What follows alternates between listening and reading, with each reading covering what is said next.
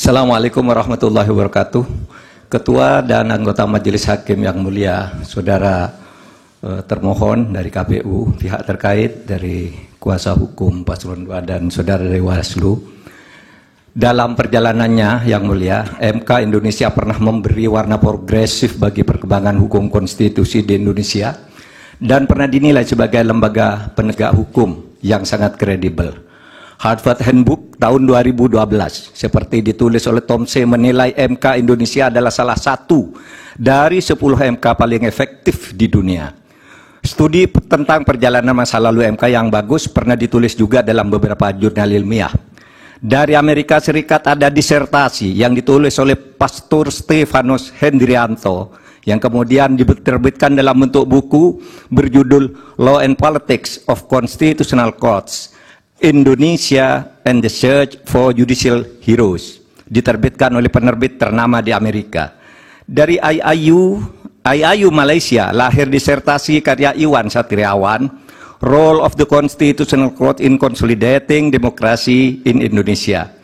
Ada juga disertasinya Rifli Harun tentang hukum dan sengketa pemilu. Apresiasi terhadap MK Indonesia dalam keberaniannya membuat landmark decisions muncul dalam berbagai makalah forum ilmiah, jurnal akademik, dan berbagai media.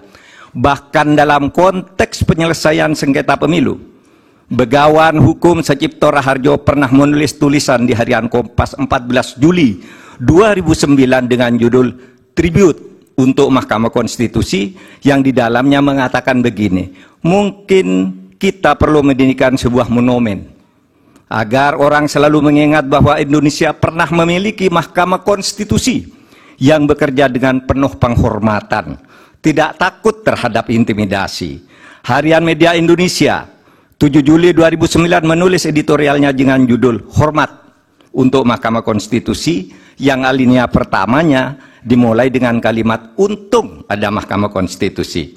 Majelis Hakim yang mulia, salah satu kunci pernah banjirnya apresiasi terhadap MK adalah keberanian MK dalam membuat landmark decisions, keputusan monumental dengan berani menembus masuk ke relung keadilan substantif sebagai sukma hukum, bukan sekedar keadilan formal prosedural semata.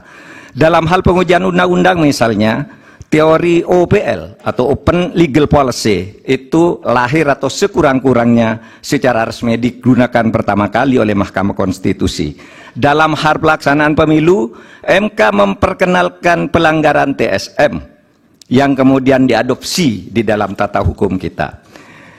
Mahaguru Hukum Tata Negara Profesor Yusril Ihza Mahendra saat ikut menjadi ahli pada sengketa hasil pemilu 2014 dan bersaksi di MK pada tanggal 15 Juli mengatakan bahwa penilaian atas proses pemilu yang bukan hanya pada angka harus dilakukan oleh MK. Pandangan ini bukan pandangan lama, melainkan pandangan yang selalu baru, yang justru terus berkembang sampai sekarang.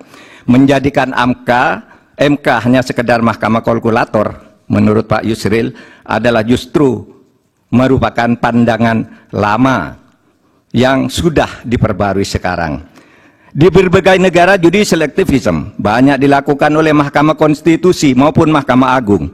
Beberapa negara membatalkan hasil pemilu yang dilaksanakan secara curang dan melanggar prosedur, seperti Australia, Ukraina, Bolivia, Kenya, Malawi, dan Thailand, serta beberapa negara yang satu disebut ada Belarusia yang dinilai sebagai shame institution atau institusi pengadilan palsu karena selalu diintervensi oleh pemerintah.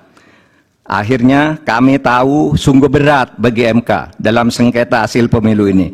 Pastilah selalu ada yang datang kepada hakim yang mulia untuk mendorong agar permohonan ini ditolak. Dan pasti ada pula yang datang yang meminta agar MK mengabulkannya. Yang datang mendorong dan meminta itu tentu tidak harus orang atau institusi, melainkan bisikan hati nurani yang datang bergantian di dada para hakim, yaitu bisikan yang selalu terjadi antara ammaroh dan mutmainnah.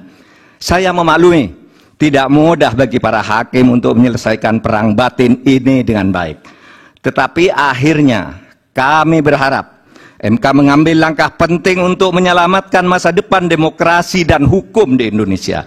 Jangan sampai timbul persepsi bahkan kebiasaan bahwa pemilu hanya bisa dimenangkan oleh yang punya kekuasaan atau yang dekat dengan kekuasaan dan mempunyai uang berlimpah. Jika ini dibiarkan terjadi, berarti keberadaan kita menjadi mundur. Kami berharap agar Majelis Hakim MK dapat bekerja dengan independen, penuh martabat dan penghormatan. Bagi kami yang penting bukan siapa yang menang, siapa yang kalah. Bagi kami, masalah ini adalah beyond election, melainkan harus merupakan edukasi kepada bangsa ini untuk menyelamatkan masa depan Indonesia dengan peradaban yang lebih maju melalui antara lain berhukum dengan elemen dasar sukmanya, yaitu keadilan substantif, moral, dan etika. Terima kasih Yang Mulia. Assalamualaikum warahmatullahi wabarakatuh. Waalaikumsalam.